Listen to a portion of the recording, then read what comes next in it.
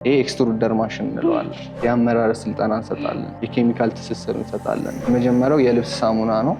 አጃክስ ሳሙናንም ማድረግ እንችላለን። ከዛ ደግሞ የገላ ሳሙና በሞላላ ቅርጽ በክብ በተለያዩ ዲዛይኖች መሰራት እንዲችል ነው። በትንሹ ከ600 ሺህ ብር ጀምሮ የዚህ ሴክተር ውስጥ መሳተፍ ይችላሉ።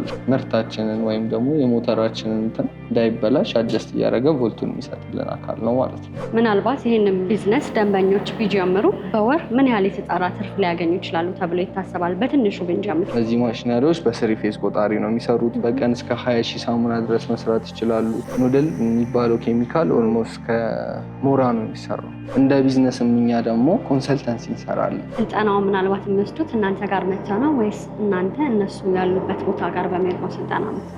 ለሁሉም ማሽን ደግሞ የ1 ዓመት ዋስትና እንሰጣቸዋለን። እነዚህ ከ3000 እስከ 4500 በቤት ቆጣሪ መስራት ይችላሉ። በቀን ሳሙና ማንኛውም ሰው በማንኛውም ሁኔታ ላይ ያለ ሰው ማሽኖቹን ማንቀሳቀስ ይችላል። ይህ ሳሙና በእያንዳንዳችን መኖሪያ ቤት ውስጥ አለ። ነገር ግን የእርስዎ የገቢ ምንጭ ሊሆን እንደሚችሉ ያውቃሉ?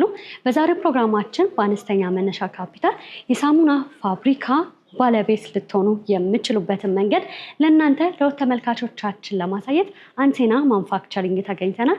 ያላቸውን የገላ ሳሙና፣ የአጃክስ እንዲሁም ደግሞ የሳሙና ምርት ሂደቱን፣ የገበያ ቢዝነሱን እንዲሁም ደግሞ ሌሎች ዘርዘር ያሉ መረጃዎችን በሚኖረን ቆይታ ለእናንተ ለውድ ተመልካቾቻችን የምናደርሳችሁ ይሆናል። እስከ ፕሮግራማችን ማብቂያ ድረስ አብራችሁ እንድትቆዩ በአክብሮት እየጋበዝኩኝ ፕሮግራሙን እየመራሁ እኔ ትንግርት ሙልጌታ ከካሜራማናችን ሃይማኖት አብዱ ጋር በመሆን ቆይታ እናደርጋለን። መልካም ጊዜ ይሆንላችሁ።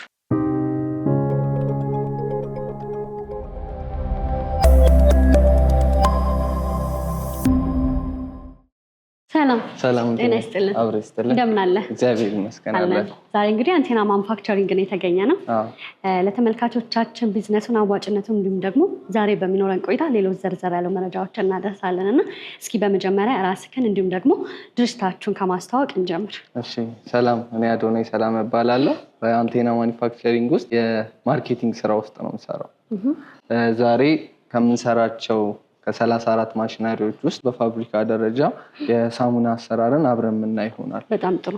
ሳሙና ስንሰራ መሰረታዊ የምንላቸው 4 ክፍሎች ይኖሩታል። እነዛ መቀላቀያ፣ መዳመጫ፣ ቅርጽ ማስያዣ እና መቆራረጫ ነው የሚሆኑት።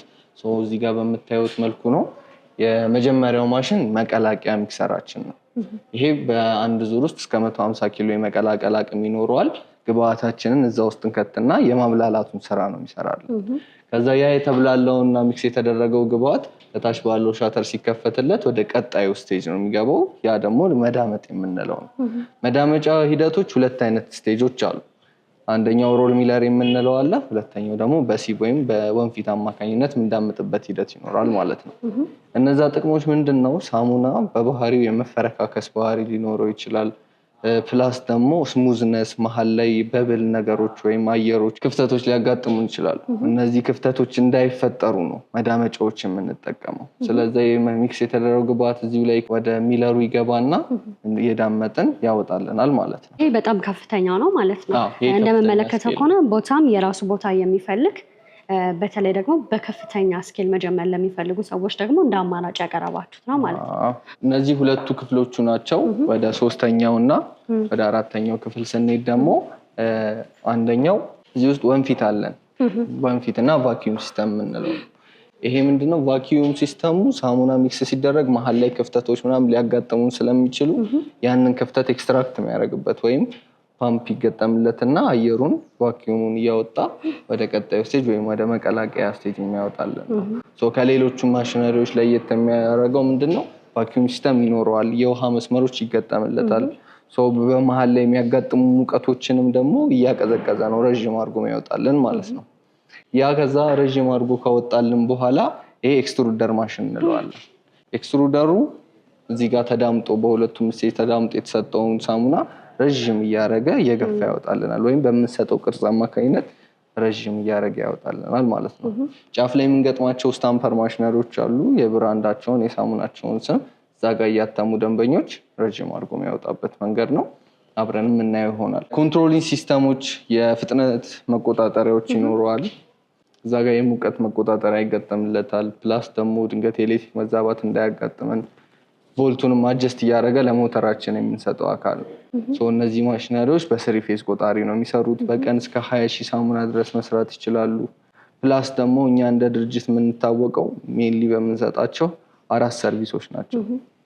እነዛ ምንድነው? የመጀመሪያው የአመራረት ስልጠና እንሰጣለን፣ የኬሚካል ትስስር እንሰጣለን። ማሽን ደግሞ ከመጣ በኋላ ደንበኞች መልሰው ማሳደግ የሚችሉበት መንገድ ይኖራል። ጥሬ ዕቃ ትስስር ፕላስ እኛም እንደ ድርጅት እናቀርብላቸዋለን። እዛ ጋር ኢንስቶክ የምታዩቸው ሳሙናዎች ወይም ውስጥ ላይ ያሉ ኬሚካሎች ለደንበኞች የምናዘጋጃቸው እና ሲገቡ የጥሬ ዕቃ አቅርቦት እጥረት እንዳያጋጥማቸው አመራረት ሂደት ሬሾውን ጨምሮ በኬሚካል ኢንጂነሮች ታግዘው የሚሰለጥኑበትን ሂደት አመቻችተንላቸው ጥሬ ዕቃ ደግሞ የምንለውን የሚያገኙበትን ስልክና አድራሻ ማሸጊያዎች ሊሆኑ ይችላሉ። ፕላስ ደግሞ ሳሙና ላይ ስንሰራ ሜን ግብአት የምንለው ኑድል የሚባል ኬሚካል አለ። ያ ኑድል የሳሙናውን ኦልሞስት 60-70% ፊል የሚያደርገው አካል ነው። እነዛን እኛ እናቀርብላቸውም ይሆናል ማለት ነው። በጣም ጥሩ። ምናልባት እንግዲህ አሁን የተለያዩ ማሽኖችን አሳይተኛል እና በአንድ ማሽን ብቻ የሳሙና ምርት ማምረት እንችላለን? ምናልባት እሱን የተብራራ ሀሳብ ሰዎች አሁን ለምሳሌ የደረቅ ሳሙና ማምረት ቢፈልጉ መጀመሪያ ቢዝነሱን መጀመር ቢያስፈልጋቸው የሚያስፈልጉ ነገሮች ምንድን ናቸው? የሚያስፈልጉ ክፍሎች አሉ። እንዳልኩሽ ሳሙና ስናመርት ግዴታ 4 ፕሮሰስ ነው የሚያልፈው። ስለዛ መቀላቀል ይኖርብናል፣ መዳመጥ ይኖርብናል፣ ቅርጽ እናስይዛለን፣ ቆራርጣለን። ይሄ አቅሙ ለሌላቸው ደንበኞች ወይም በከፍተኛ ስኬል መስራት ለማይችሉ ደግሞ በቤት ቆጣሪ የሚሰሩ ካፓሲቲያቸውን በዛው ልክ የሚሰሩ ማሽነሪዎችን ማቅረብ እንችላለን። ሚኒመም እኛ ጋር ሲመጡ ደንበኞች ማኑዋል የምንለውን ሳሙና ማምረቻ ማሽነሪዎች አሉ። ማኑዋል ሲሆን ከ48,000 ብር ጀምሮ እናቀርብላቸዋለን። በማሽን ደረጃ ግን ከልብስም የገላም አጃክስንም የሚያመርቱ ማሽነሪዎችን ሲፈልጉ ደግሞ ከ500,000 ብር ጀምሮ በቤት ቆጣሪ የሚሰሩ እያለ በጎጆ ኢንዱስትሪ ከዛ እስከ 950,000 ብር እንሰራዋለን። በመካከለኛ ስኬል ደግሞ ከ950 እስከ 1.8 ድረስ እንሰራዋለን። ከፍ ሲል ደግሞ በስኬሉ እንደ ደንበኛው ፍላጎት አሁን እነዚህ በቀን እስከ 20,000 ሳሙና ነው የሚሰሩት በዚህ ማሽን። ከዛ በላይ ግን የሚፈልጉ ደንበኞች ካሉን ደግሞ በእነሱ ትዕዛዝ መሰረት በተነን ማሽኖቹን እዚህ ጋር አሁን ቦታ አኳያ ነው የሚሰሩት። ሚክሰሩ ተደራራቢ ሆኖ ኤክስትሩደሩ እና መልቀሚያው አብሮ ተያያዥ ተደርጎ የሚሰራበት ምክንያት ካላቸው ቦታ አንጻር ሚኒማይዝ ለማድረግ ነው። ግን ቦታ ያላቸው ግለሰቦች ካሉ ከዛም በሰፊው ደረጃ መስራት ለሚፈልጉ ደንበኞች ደግሞ ይሄ ብትን ይሆንና ኮንቬየር ቤልት ይደረግለታል። ከእጅ ንክኪ ነፃ ሆኖ እዛ ጋር ኦፕሬት ብቻ እያደረጉ ደንበኞች ያንቀሳቀሱበት መንገድ ይኖራል። በጣም ጥሩ። ምናልባት ይሄ ማሽን እንደምመለከተው ከሆነ ተለቅ ያለ ነው እና ለምሳሌ ስናስቀምጠው ነቃቅለን ማስቀመጥ እንችላለን ወይስ እንደዚሁ እንደተገጠመ ነው?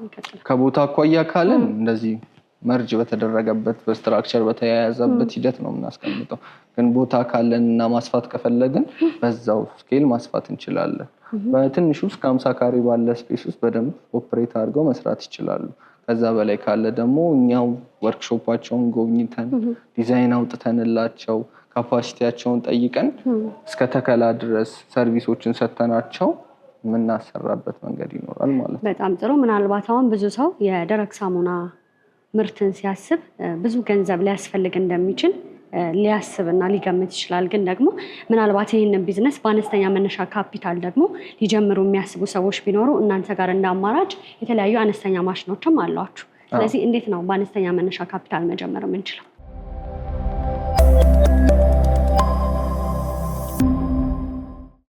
በእነዚህ ስኬል ላሳያችሁና እነዚህ ምርቶች ሲሰሩ እንዳልኳቸው 4 ፌዞች ይኖሩታል። መቀላቀል ሚክሲንግ ይኖራል፣ መዳመጥ ይኖራል፣ ከዛ ደግሞ ቅርጽ ማስያዝ ሂደት ይኖራል። ስለዛ በዚህ ፍሎ ነው የሚሆኑ። እዛ ጋር ደግሞ መቆራረጫ ማሽነሪዎች ይኖሩናል ማለት ነው። በቤት ውስጥ መስራት የሚፈልጉ ደንበኞች የቤት ቆጣሪ ሞል ያላቸው ሰዎች ካሉ እኛ ጋር መጥተው የመጀመሪያዋ ሞዴል አለች ሚክሰር ፕሎደር ማኑዋል ከተር የምንላት ያ ሞዴል በመውሰድ በቤት ቆጣሪ ነው የሚሰራው። ኮንትሮሊንግ ሲስተም እንገጥምላቸዋለን እዛ ጋር ኦፕሬት የሚያደርጉበት ፕላስ ደግሞ የቴምፕሬቸር ኮንትሮል ማድ እናደርግላቸዋለን። ሞልዱ ሲያወጣ እዛ ጋር ሙቀት ስለሚፈልግ ሙቀቱ ሃይም እንዳይሆን ዝቅተኛም እንዳይሆን ሬጉሌት እያደረገ ሞልድ የሚያደርግልን አካል እናጨምርላቸዋለን። በትንሹ ከ600,000 ብር ጀምሮ የዚህ ሴክተር ውስጥ መሳተፍ ይችላሉ። ሶስቱን አንድ ላይ ማሽኑን በማድረግ ማለት ነው። ይህንን ደግሞ ሲያደርጉ እኛ ጋር ማሽኑን ሰርተንላቸው ነፃ አመራረት ስልጠና በኬሚካል ኢንጂነር ሰተናቸው ጥሬ ዕቃ የሚያገኙበትን ስልክና አድራሻዎች አዳርገንላቸው ከዛ በተጨማሪ ደግሞ እስከ ተከላ ድረስ ሰርቪስ እስከ ዲሊቨሪ ጨምሮ መስጠት እንችላለን። በጣም ጥሩ። ምናልባት አሁን በዚህ ማሽን ምን ነገር ማምረት እንችላለን? አንዱ ማሽን 3 የምርት አይነቶች ይሰጡናል። የመጀመሪያው የልብስ ሳሙና ነው። አጃክስ ሳሙናን ማድረግ እንችላለን። ከዛ ደግሞ የገላ ሳሙና በሞላላ ቅርጽ በክብ በተለያዩ ዲዛይኖች መሰራት እንዲችል ነው። ፕላስ ለሆቴል ቤቶች ለፊት ሳሙናዎች መጠቀም እንችላለን። እነዚህ ማሽነሮች የሚለዋወጠው ሬሾ ነው። እንዳልኩሽ ኬሚካል ኢንጂነር አለችን። ሳሙናው አመራረት ሂደት ምን ይመስላል፣ የሚጠቀሟቸው ጥሬ ዕቃዎች ምንድን ናቸው፣ እነዛ ጥሬ ዕቃዎች ሳሙና ውስጥ የሚፈጥሩት ሪያክሽን ወይም ደግሞ የሚሰጡን ሰርቪስ ለአረፋ የትኛው ነው፣ ለሽታ የትኛው ነው፣ የተለያዩ ነገሮች እዛ ጋር ስልጠና እንሰጣቸዋለን። ከሁሉም በላይ ደግሞ ትርፋማነቱ ስለሚሆን አንዱ ሳሙና በስንት ብር ያልቃል፣ በስንት ብር ልንሸጠው እንችላለን፣ እነዛ ላይ የምናገኘው ትርፍ ምን ያክል ነው፣ ልንይዘውስ የምንችለው ኢንዳይሬክት የሆኑ ኮስቶች ምንድን ናቸው የሚለውን ኬሚካል ኢንጂነሯ ይህን ስልጠና ሰጣቸዋለች። እንደ ቢዝነስም እኛ ደግሞ ኮንሰልተንሲ እንሰራለን፣ የምርት ማማከር ሰርቪስ ስንሰጣቸው ቶታሊ እንዴት ፕሮፊታብል እንደሚሆኑ እኛም ካለን ልምድ አንጻር ከሰራንባቸውም አመታቶች አንጻር ከፍታውንም ዝቅታውንም ተያያዥ ነገሮች ስልጠናዎችን መስጠት እንችላለን። አሁን ባለው ዋጋ ምናልባት የያዝነው ሳሙና በስንት ግራም ብናወጣውና በስንት ብር ብንሸጠው ምናልባት ገበያውን በደንብ ማስፋት እንችላለን? አሁን ላይ ሳሙና እየተሸጠበት ያለው ዋጋ በትንሹ ከ60 ብር ከዛ በላይ ድረስ ነው የሚሰራው።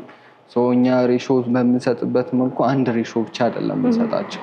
የተለያዩ ሳሙኖች አሉ። በየአካባቢው ስታንዳርድ የምንለው ሳሙና አለ፣ ዝቅተኛ ኳሊቲ ያለው አለ፣ በጣም ሃይ ኳሊቲ ያላቸው ሳሙናዎች አሉ። በግሬድ እንከፋፍላቸው ከ4 እስከ 1 ድረስ ያሉትን ግሬዶች እንዴት እንደሚያመርቱ ነው የምናሰለጥነው። ስለዛ የአንድ ግለሰብ ከኛ ማሽን ልክ ሲወስድ ሳሙናው ላይ ተርፍ መያዝ የሚፈልገውን ቢነግረን በዛ ደግሞ ሬሾ ወጥቶለት መሰጠት ይቻላል። ላስካ አካባቢው አንጻር አሁን እነሱ አካባቢ 60 ብር ከሆነ አንድ ሳሙና እየተሸጠ ያለው እነሱ ጋር 40 ብር 45 ብር ባለው ውስጥ ሳሙናው እንዴት ማለቅ እንደሚችል ፕላስ እነሱ አካባቢ ተወዳጅና ተፈላጊ የሆነ ሳሙና ሲሰራ በምን አይነት ሬሾ ነው ተቀራራቢ የሆነ ሬሾ ክራፍት አድርገን ኬሚካል ኢንጂነራችን ለእነሱ ማቅረብ ትችላለች። በጣም ጥሩ። እያንዳንዱ ስራ የየራሱ የሆነ ፎርሙላ አለው ብዬ አስባለሁ እና ብዙ ጊዜ ሳሙና ስንገዛ አንዳንድ ጊዜ አረፋ ላይኖረው ይችላል ሳሙናውን ስንጠቀምና ምናልባት ይሄ ከምን የመጣ ነው የብሰውም ጥያቄ ሊሆን ይችላል ብዬ ስለማስብ ነው።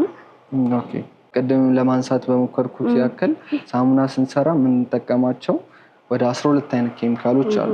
መሰረታዊ የምንለው ኑደል የሚባለው ኬሚካል ነው። ከዛ ደግሞ ሲልኬት የሚባል ኬሚካል አለ። ከአረፋ አንጻር ስላወራን ዶሎማይት የሚባሉ አሉ። ከዛ ሶዳ የተለያዩ ኬሚካሎች አሉ።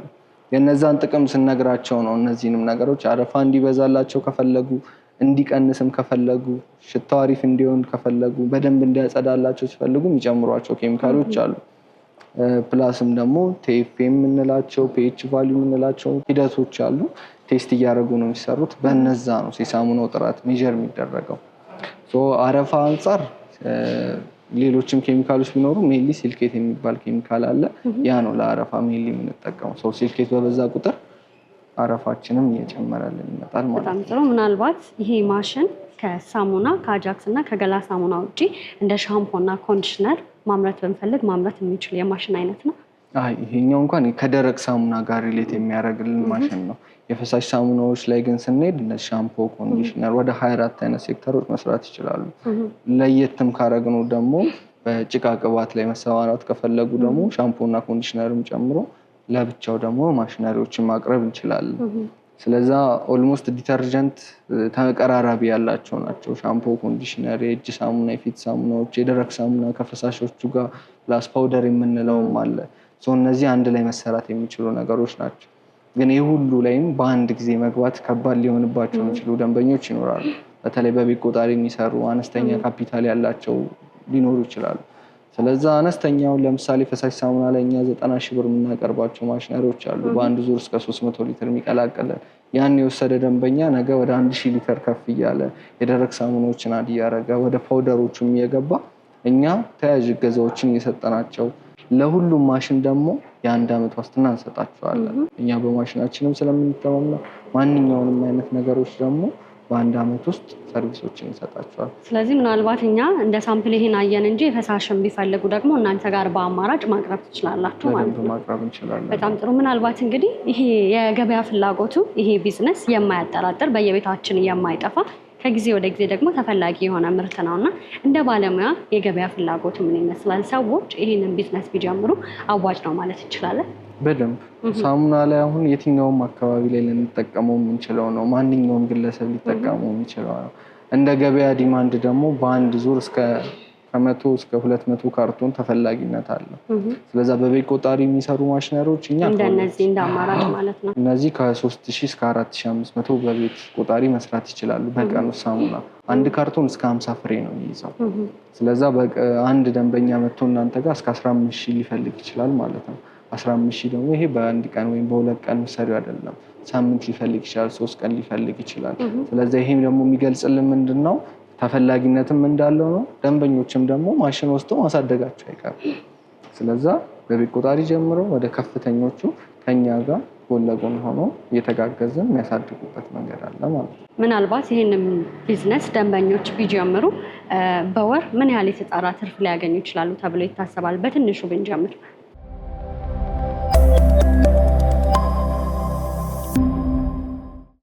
እንደ ደንበኛው እንደ ኳሊቲው እንደ ሳሙናው ይለያያል። ግን በአቬሬጅ ከ100 እስከ 300 ሺህ ብር ባለው ውስጥ ማትረፍ ይችላሉ በወር ውስጥ ብቻ። ምክንያቱም ከአንድ ሳሙና ላይ የተጣራ ከ1 ብር ከ50 እስከ 3 ብር እስከ 10 ብር ድረስ ትርፍ ይያዝበታል።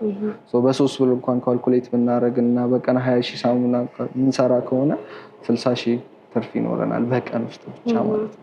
ያንን በወር መልቲፕላይ የምናደርገው ከሆነ የዛን ልክ ትርፍ ይኖራል። በጣም ጥሩ። ስለዚህ ምናልባት የደረቅ ሳሙና ማምረት ብንፈልግ መጀመሪያ የሚያስፈልጉ ጥሬ ዕቃ ግብአቶች ናቸው። ከዛ ውጭ ደግሞ በዋናነት ስራውን የሚሰራው ማሽኑ ነው ማለት ነው። ያው ሴክተሩ ላይ መሳተፍ የሚፈልጉ ደንበኞች ሊኖሩ ይችላሉ። የተለያዩ እኛ ከ38 አይነት በኢንዱስትሪ በኮንስትራክሽን ዘርፎች ላይ ያለን፣ በጽዳት እቃዎች ላይ ያለን፣ የተለያዩ ማሽነሪዎች በግብርና ሴክተሮች ላይ የምናቀርባለን። ስለዛ ምርት የማምረት ፍላጎት ያላቸው ማኒፋክቸሪንግን መቀላቀል የሚፈልጉ ወይም ደግሞ ካፒታል ይዘው ምን መስራት እንደሚፈልጉ መተው ጋር ወይም ቢሮአችን አለን፣ ቢሮአችን መተው ቢጠይቁን እነዛን ነገሮች እንትን ማለት እንችላለን። በጣም ጥሩ። ምናልባት አሁን ይህንን ማሽን ደንበኞች መውሰድ ቢፈልጉ በስንት ብር ማግኘት ይችላሉ? በቤት ቆጣሪ የሚሰሩ ወደ 5 አይነት ሞዴሎች አሉን። መጀመሪያው 500 ሺህ ብር ነው። ከዛ 650 ሺህ እያለ እስከ 950 ሺህ ብር ድረስ እነዚህ ስታንዳርድ ሞዴሎች ናቸው። ከዛ ግን በኋላ እንዳልኳችሁ አሁን ቅድም ዲስክራይብ እንዳደረኩላችሁ ማሽነሪዎቹ ላይ የሚኖሩ ኮምፖነንቶች ይኖራሉ። እነዛ አድ ማድረግ ቢፈልጉ መቀነስ ቢፈልጉ እኛ እንደ ደንበኛው ፍላጎት ፕራይስ ላይ ያን ያክል ችግር የለውም። በጣም ጥሩ። እንግዲህ እነዚህ ማሽኖች እናንተ እንደምታመርቷቸው ነግረኸኛል እና ከዝገት እንዲሁም ደግሞ ከተለያዩ ነገሮች ጋር ነፃ እንዲሆኑ በምን ያህል ጥራት ነው እናንተ የሰራችሁት? እኛ እንደ ድርጅት ኳሊቲ ኮንትሮል የኢንጂነሪንግ ዲፓርትመንት ለብቻው አለን። ማሽኖቹ ክራፍት ሲደረጉ ኤቭሪቲንግ በጥንቃቄ ነው መሰራት ያለበት። ሳሙና ደግሞ በባህሪው የሚፈልገው ስቴንለስ የሆነ ማቴሪያል ነው። ምክንያቱም እዛ ጋር አሲዶች፣ ቤዝ፣ የተለያዩ ነገሮች ትጠቀማላችሁ። አሲድ ደግሞ ብረት የመብላት ባህሪ ይኖረዋል። ስለዛ የምንጠቀመው የብረት አይነት ስቴንለስ ስቲል ነው። ግን አቅም ለሌላቸው ደንበኞች ደግሞ በብረት ሰርተን ከጊዜ በኋላ ደግሞ የሚያሳድጉበትን መንገድ ማመቻቸት እንችላለን። ግን ከሳሙናው ጋር ተች ያለው ፓርት እንዳለ በስቴንለስ ስቲል ቢሰራ ሞርኛም አድቫይዝ እናደርጋለን፣ እንመክራለን። ምክንያቱም ለእቃው አስተማማኝነት ምንም አያጠራጥርም ብዬ አስባለሁ። አንድ እቃ ሲመረት የጥራቱን ጉዳይ አያጠያይቅም። ስለዚህ ከዛ አንጻርም የተለያዩ ጥንቃቄዎች ታደርጋላችሁ ማለት ነው። በምንድን ነው አሁን እነዚህ ማሽኖች የሚሰሩት? እነዚህ በቤት ቆጣሪ ነው፣ ሲንግል ፌስ ነው የምንጠቀመው የብረት ታይፕ ስቴንለስ ነው እንደነገርኩሽ። ይሄኛው ሚክሰር ሲሆን በአንድ ባች እስከ 50 ኪሎ ድረስ የመቀላቀል አቅም ይኖረዋል። ከዚህ የቀላቀልነውን ግብአት ደግሞ ወደ ቀጣይ ስቴጅ ወይም ደግሞ ወደ ደብል ኤክስትሩደራችን እናስገባዋለን። ይሄ እዚህ ጋር የመዳመት ስራ ይሰራልናል እንደ ፓስታ እያደረገ፣ ፕላስ ደግሞ እዚህ ጋር ቅርጽ የማስያዝ ስራ ይሰራልናል። እነዚህ ኩሊንግ ሲስተሞች ናቸው ወይም ማቀዝቀዣ የምንጠቀማቸው ነው። በስክሩ እና በፍሬሙ መካከል የሚኖረው ስፔስ በጣም ትንሽ ስለሆነ የመጋል ባህሪ ሊኖረው ይችላል። ያንን ደግሞ በኩሊንግ ሲስተሞቹ አድጀስት እያደረግን እናቀርብላቸው ይሆናል ማለት ነው። ስለዚህ ፕሮሰሱ የሚጀምረው ከዚህ ከዋናው ነው ማለት ነው፣ ከመቀላቀያው። ከዛ እያለ እየተስፋፋ ሄዳል ማለት ነው። በጣም ጥሩ። ከዚህ ደግሞ ወደ ቀጣዩ ወይም ከዚህ አነስ ወደሚለው ሞዴላችን እንሂድና አብረን ነው። በጣም ጥሩ።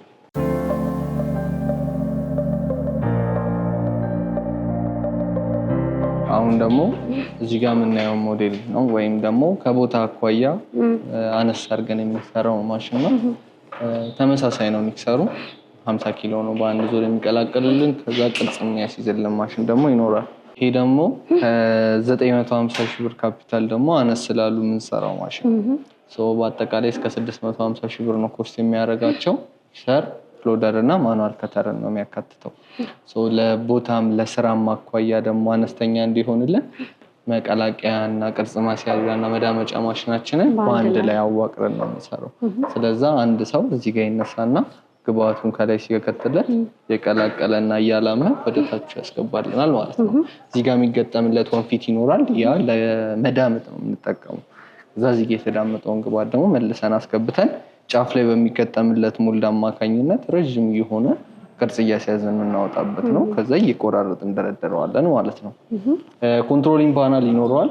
እነዚህ ቅድም እንዳልኳችሁ ድንገት የኤሌክትሪክ እንኳን መዛባት ቢያጋጥም የምርታችንን ወይም ደግሞ የሞተራችንን እንትን እንዳይበላሽ አጀስት እያደረገ ቮልቱን የሚሰጥልን አካል ነው ማለት ነው።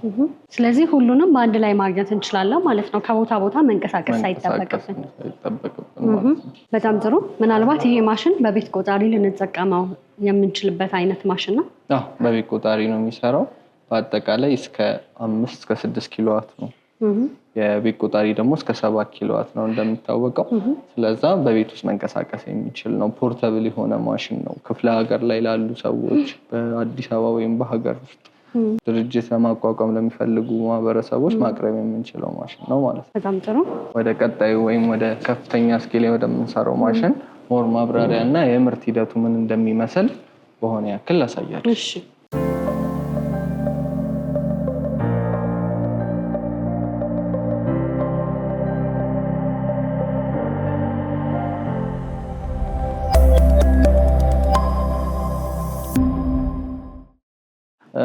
እዚህ ጋር የምናየው ማሽን ወይም መጀመሪያ ላይ ያነሳነው ማሽን በአንድ ዙር እስከ 200 ኪሎ ድረስ የመያዝ አቅም አለው። እስከ 150 ኪሎ ደግሞ የመቀላቀል አቅም ይኖረዋል። ሻተር ይኖረዋል። እዚህ ጋር ያንን ሻተር በምንከፍትለት ወቅት ደግሞ የቀላቀልነው ግብአት ወደ ሮል ሚለራችን የሚገባልን ይሆናል ማለት ነው። ሮል ባለ 2 ባለ 3 ወይም በቤት ቆጣሪ የሚሰራ አለ፣ በስሪ ፌዝ የሚሰራ አለ። እዚህ ጋር የምንጠቀመው ባለ 3 ነው። ሳሙናችን እንደ ቂጣ እያደረገ ወደምናስቀምጥለት ቋት የምናስገባው ይሆናል ማለት ነው። እዚህ ጋር ቋቱ ላይ እዛ ጋ የዳመጥነውና የቀላቀልነው ግብአት ሲጠራቀምልን በሰው ኃይል አማካኝነት አንስተን ወደ ቀጣዩ ስቴጅ ወይም ወደ መዳመጥ ሂደት ይገባል ማለት ነው። እንደምመለከተው ከሆነ በጣም ረጅም ነው። በዛ ላይ ደግሞ ከፍተኛ ቦታ የሚይዝ ነውና ላይ ወተናውን ኦፕሬት ለማድረግ እንዴት ነው ማድረግ ያለብን?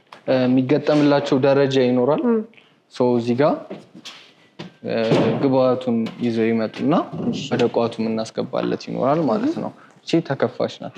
ከፍተን ግብአት ውስጥ እናስገባና ለምርት ሂደትም ደግሞ ቀላል እንዲሆንላቸው በሻተር አማካኝነት ይህን በሚያሽከረክሩበት ወቅት እያስገባ ይወጣል ማለት ነው። እየከፈተው ይመጣል፣ ወደ ሮል ሚለሩ እያስገባ ይሄዳል። እዛ ጋር ሮል ሚለሮቹ ፓይፕ አይነት ነገሮች ናቸው። ጠፍጣፋ እያደረገው ሳሙናውን እየጨፈለቀ ወደ ታች ነው ያወጣል። እዚህ ጋር የጨረስነው ግብአት ምርት ሂደት እዚህ ጋር ከጨረስን በኋላ ሁለቱን ስቴጅ ወደ ቀጣዩ ወይም ደግሞ ወደ መዳመጥ ወደዚህኛው ማለት ነው። እሺ። እዚህ ጋር ሲቭ ይኖረዋል። እንደ ስጋ ቤት አይነት እንደ ፓስታ እያደረገ ሲቭ ወንፊት ይኖረዋል።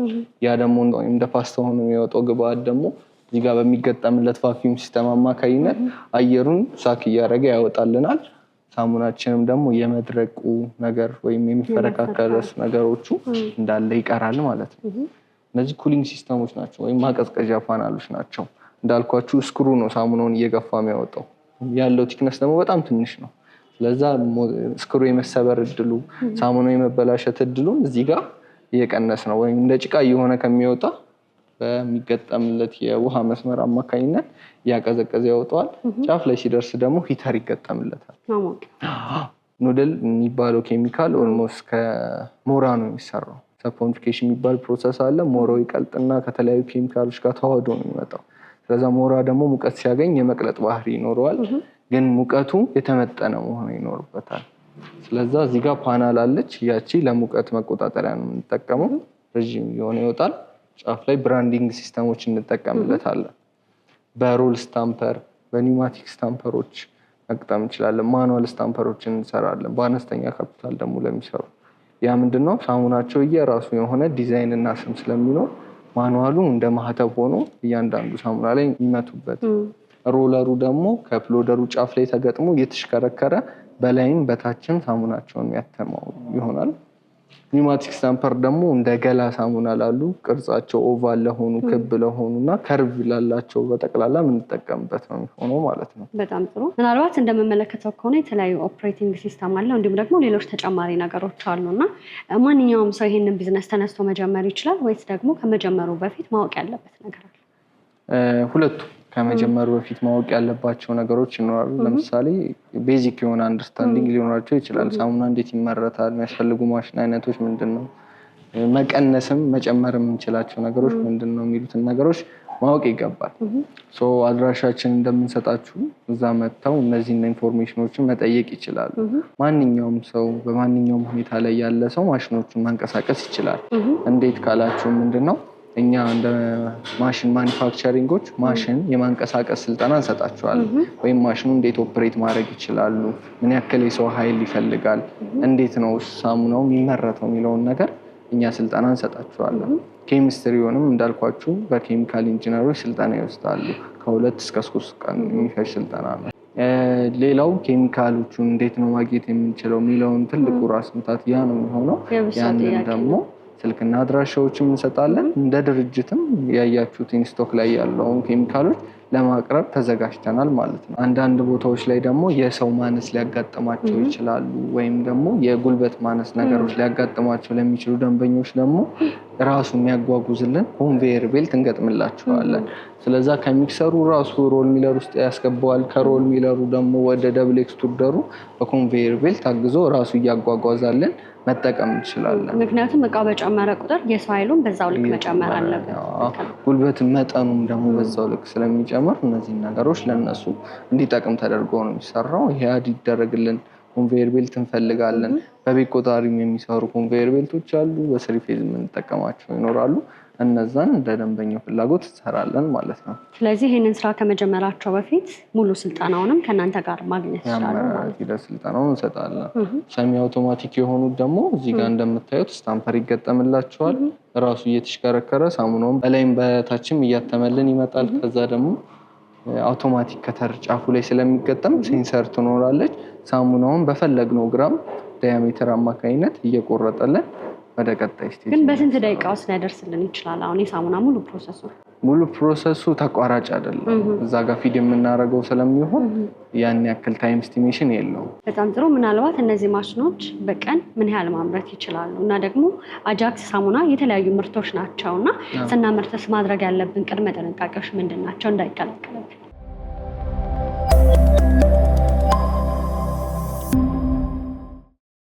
ማሽነሪዎቹን ስንሰራ ካፓሲቲ በቤት ቆጣሪ የሚሰራ እና በስሪ ፌዝ የሚሰሩ አይነት አላቸው። ለምሳሌ በቤት ቆጣሪ ለሚሰሩ ከ2000 እስከ 3000 ድረስ የሚሰራ ጀምሮ ማክሲመም ደግሞ እስከ 4500 እስከ 5000 ድረስ የሚሰሩ ማሽነሪዎችን ማቅረብ እንችላለን። ይሄ ማለት በሰዓት ከ100 ኪሎ ጀምሮ እስከ 200 ኪሎ ድረስ ባለው ውስጥ መስራት እንችላለን ማለት ነው በቤት ቆጣሪ።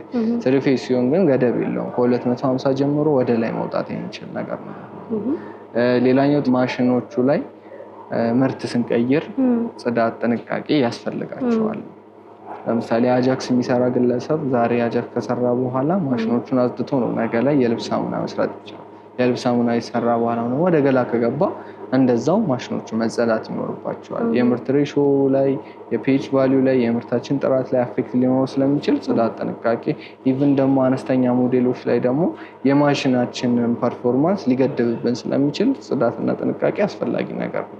በጣም ጥሩ። ስለሰጠኝ ማብራሪያ እጅግ አድርጌ አመሰግናለሁ። ግን ደግሞ ለምሳሌ ደንበኞች ይሄንን ማሽን ማዘዝ ቢፈልጉ ከስንት ቀን በፊት ነው እናንተ ጋር ማዘዝ ያለባችሁ? በምን ያህል ቀን ውስጥ ሰርታችሁ ለደንበኞች ታስረክባላችሁ? ያው እንደ ሞዴሉ አይነት ይለያያል። አነስተኛውን ማሽን ማዘዝ የሚፈልግ ከ30 እስከ 40 ቀን ባለው ውስጥ ወይም ከ20 እስከ 30 ቀን ባለው ውስጥ ማቅረብ እንችላለን። ከፍተኛ ስኬል ወይም በፋብሪካ ደረጃ ደግሞ መስራት ለሚፈልጉ ደግሞ ከ2 ወር እስከ 3 ወር ባለው ውስጥ ጊዜ ውስጥ እኛ አምርተን ማቅረብ እንችላለን። ግን እነዚህ ቀኖቹ የሚረዝምበት ምክንያት ማሽኖቹ በጥራት የሚሰራ ነው የሚሆነው። ፕላስ ስልጠና እንዳልኩሽ ከ3 እስከ 5 ቀን ባለው ጊዜ ውስጥ ነው የሚወስዱት። እስከዛ ደግሞ ጥሬ ዕቃ፣ የተለያዩ ነገሮች መመቻቸት ስለሚኖርባቸው ቀኖቹን በዚህ ከ20 እስከ 30 ቀን ከ30 እስከ 45 ቀን እና ከዛ በላይ የሚፈጁ ሞዴሎች እናቀርባለን። ስልጠናው ምናልባት የሚወስዱት እናንተ ጋር መጥተው ነው ወይስ እናንተ እነሱ ያሉበት ቦታ ጋር በመሄድ ነው ስልጠና የምትሰጡት? ሁለቱንም። ራቅ ላሉ ክፍለ ሀገር ላይ ላሉ ደንበኞች ባለሙያዎችን ልከን እዛው ማሽኑ እንዴት ኦፕሬት እንደሚያደርጉና ፕላስ ደግሞ እንዴት ማሽኑ ላይ ምርት ሂደት እንደሚያከናውኑ ስልጠና እንሰጣቸዋለን። ፕላስ ደግሞ ውጭ ሀገር ላሉ ደንበኞቻችን ሀገር ውስጥ ላሉ ቤተሰቦቻቸው እነዚህን ስራዎች ማከናወን ከፈለጉ እኛ ያሉበት ድረስ ማሽኖቹን ይዘን ሄደን አመራረት ሂደቱን አሳይተን አሰልጥነን የምንመለስበትን መንገድ ይኖራል ማለት ነው። በጣም ጥሩ። ስለዚህ አሁን ላይ በተለይ ደግሞ ቤት ውስጥ ቁጭ ብለው ስራ አጣን ለሚሉ ሰዎች ገንዘብ ይዘው ደግሞ ምን ብሰራ ያዋጣናል ብለው የሚያስቡ ብዙ ግለሰቦች አሉና ምናልባት እነሱ ይህንን ቢዝነስ በአሁኑ ሰዓት ቢጀምሩ ተመራጭ ነው ብለህ ታስባለህ? አሪፍ ጥያቄ ነው። በተለይ እነዚህ ወጣቶች ስራ አጥ ግለሰቦች ሊሆኑ ይችላሉ፣ ተደራጅተው የሚሰሩ ሰዎች ሊሆኑ ይችላሉ፣ በቤት ውስጥም ደግሞ ሴቶችም ሊሆኑ ይችላሉ፣ አዛውንቶችም ሊሆኑ ይችላሉ፣ የአካል ጉዳተኞችም። ምርት ሂደቱ ሰው አይለይም።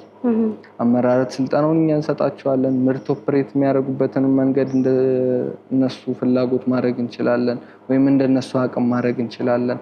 ስለዛ ሰው የሚለይ ሴክተር አይደለም፣ በጣም አዋሽ ሴክተር ነው።